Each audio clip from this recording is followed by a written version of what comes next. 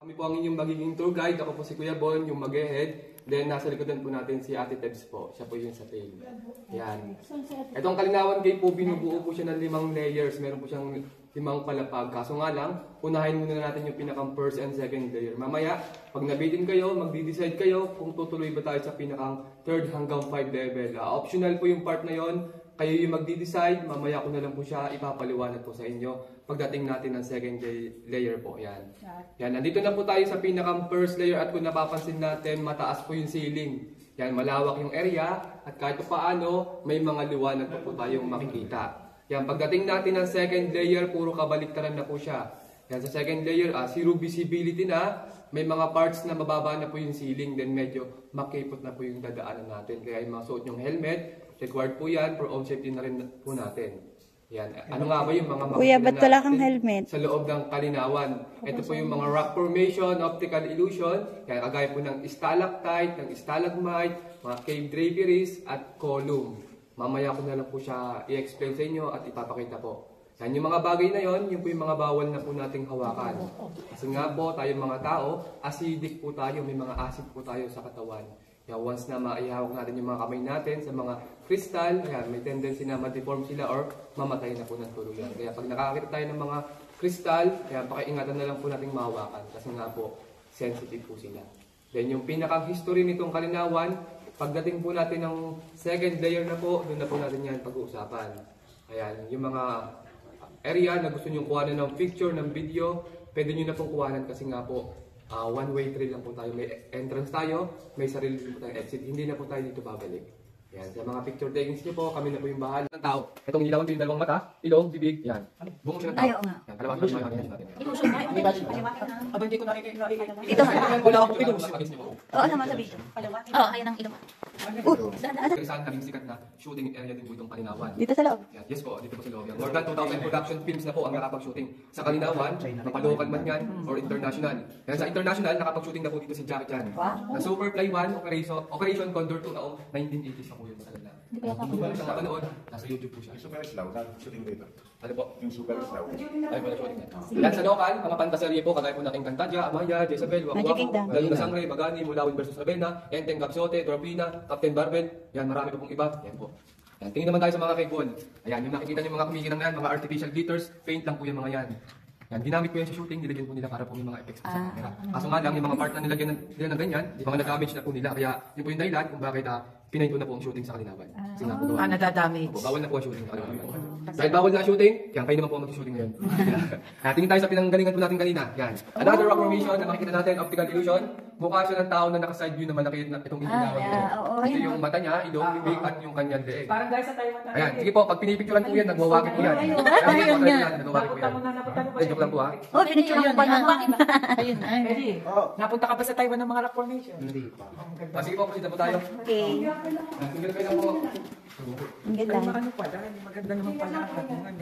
Hindi naman mababa. Di madulas.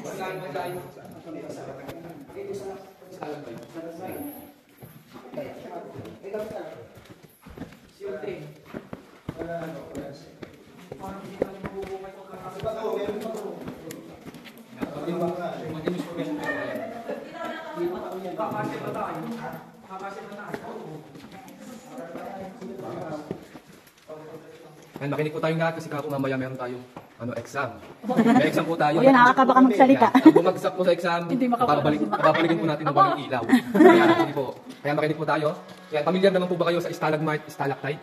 Yan, yung inilawan po sa ceiling, yan, tawag po sa formation na yan, stalactite formation. Yan, tuwing tag-ulan, nagkakaroon po dyan ng pinakang tubig or moist, yung bato, na kapag bumagsak naman sa ground as long as solid po yung pinatakan, nagpo-pour po siya ng stalagmite.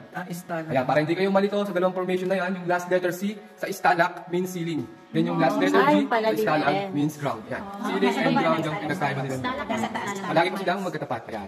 Yung stalactite sa ceiling, stalagmite sa ground, nag-meet, nag-combine, nagtagpo, column yung nabuong formation, itong rock formation na to. Ayan, yung pose na yan. Ayan. Yung column na yan, nagsimula lang po yan sa mga patak lang po ng tubig. Dahil po yung stalactite sa ceiling, nagpo-form po siya or tumutubo ng 10 centimeters na inaabot po sa loob ng 190,000 years. So, ganun po, katagal or kabagal. Kasi nga po, itong kalinawan is classified dry cave. So, mabagal po ang formation ng mga minerals. Yun po yung kaibahan, sa may tubig na kaiba yung bilis po ng formation. Kaya itong column na nakatayo sa harapan natin, it's either 1,000 or million years na pong nakatayo sa kalinawan. Paano ito na-discover? Sa history po natin mamaya pag may history po tayo. Chapter 1 pala. Page 1 pala. Kung napapansin naman natin, meron po din mga umiinang. Ayan na po yung mga natural crystals na bawal na po natin hawakan. Kaso nga lang, basa po sila, hindi natin makikita yung pinakang kinang nila kasi nga po basa. Meron may konti. Natural na yan. Opo, ayan. Bawal ni mama. Next tayo, next. Ready po tayo mag-picture dito sa amin. Pero mas maganda po mag-picture dito sa part na to. Yung area na yan, yan yung tinatawag namin na mini grotto or altar formation. Dahil sa iniilawan ko na ba to na parang si Mama Mary na nanood na nagdadasal. Ayan, rock formation po yan, Mama Mary. Ito. Ayan. Meron po siyang alaga dito, rock formation ng isang T-Rex or mukha ng dinosaur. Depende sa imagination natin, pwede maging mukha ng kabayo or ibon. Yan. Sige, akit po kayo sa taas, kuha na namin ganyan picture tapos dito na tayo sa second na po. Kung kami lang ako sa second. Ako mag-decision lang. Last na ako.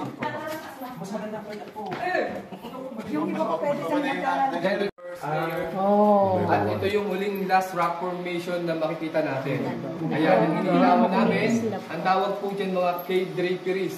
Hindi na po yan kagaya ng stalactite, ng stalagmite na nagpo-form sa ceiling at ground. Nagpo-form po yan na parang agos ng tubig sa cave wall, kagaya po nito.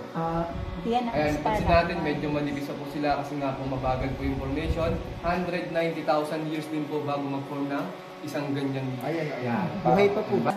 Paalala po sa second layer, meron po kami diyang blueprint na pinagbabawal. Ang pumutot. Kasi ano, Sir Melben. Ay, tain-tain. Bawal pumutot. Binitaw na nga. Ayan, sige po, ingat lang po tayo. Una, matatapang. Atapang na tao. Bawal, buhay yan. buhay. May kristal. May kristal yung ang ganda. Nasaan si Sir Alvin? Babad na lang ako, sir. Abo. Gusto ko sa una.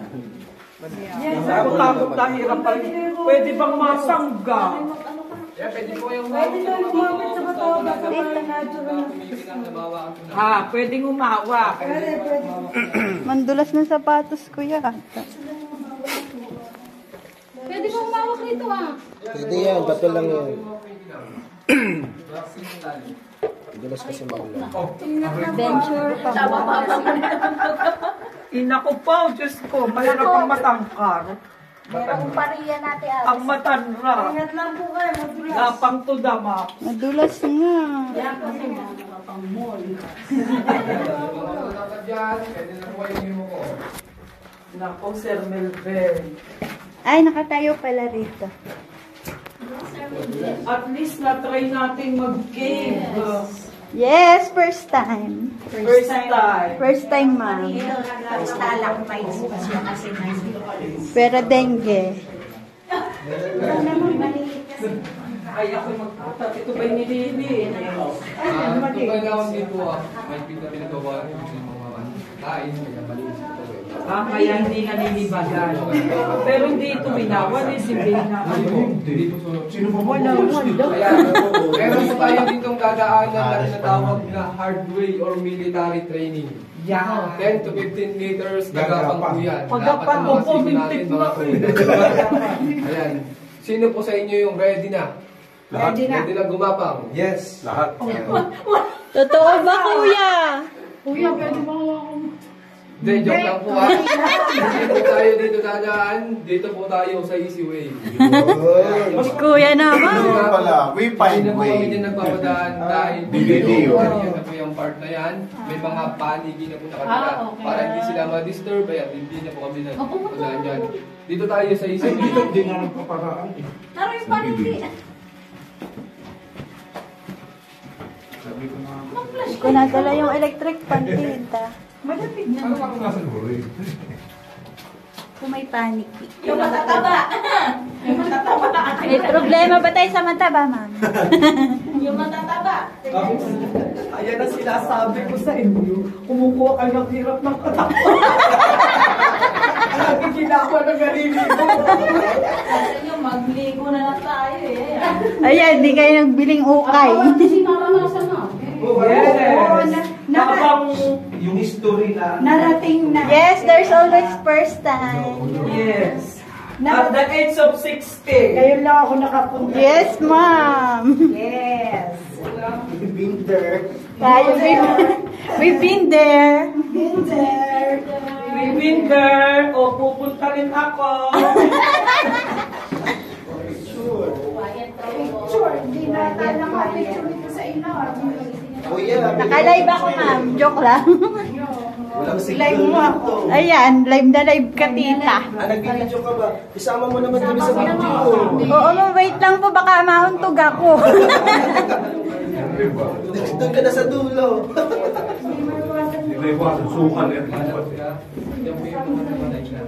Aligaw. Sir Eli, nabubusisan ka na. Mga tao. Pag nahawa. Hi! Mga adventurous na grade 6 and ups. Nawala yung pinang. Ano na siya? Kasi kanina parang may mga Si ano na yan? Yung na makikinang ito wala na. Walang tingnan pinang. nyo yun na. Ay, may pinang. Huwag kang Hindi, tinuturo ko. Ito, mga patay na ano. Hala ko yung patay. Ito. Kasi naman. Oo, ang ganda. May silbi pala ang aking Ayan. cellphone. Itong dadaanan Ay, nakutog natin, na ito ako. yung tinatawag na Rayuma Way. Ayan, Rayuma. Kasi nga, ang paglalakad natin dyan, naka-sideways tayo, tapos nakayuko tayo. Ganito raw. Ayan. Opo, ako yung gagawin na lang sa level 2. May bumalik ka. Bumalik ka mag-isa. Ano ba rin natin nilaranas na Pawis na pawis na. Nakalive. Walang signal. Hindi, live. Video lang, ma'am. Akala ko nakalive. Ay, naku po. Baka mabash Layo ako. mawok. Sabihin mo ano, layo mawok. Tila ko pa. May bag ka pa, ma'am. Diyos mio, Marimar. Kaya tamang sabi ko, pagpapawisan ko. Hindi mapatay. Siya, naligo naman tayo sa pawis. Ito na pinaligo sa pool. Paniki.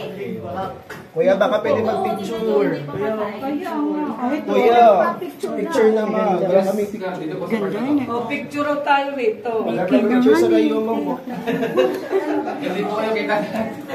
Wala tayong Ayan, dito sa part na to, group picture dito. Ayan. Tapos, kaya na lang po ng isang camera. Ay,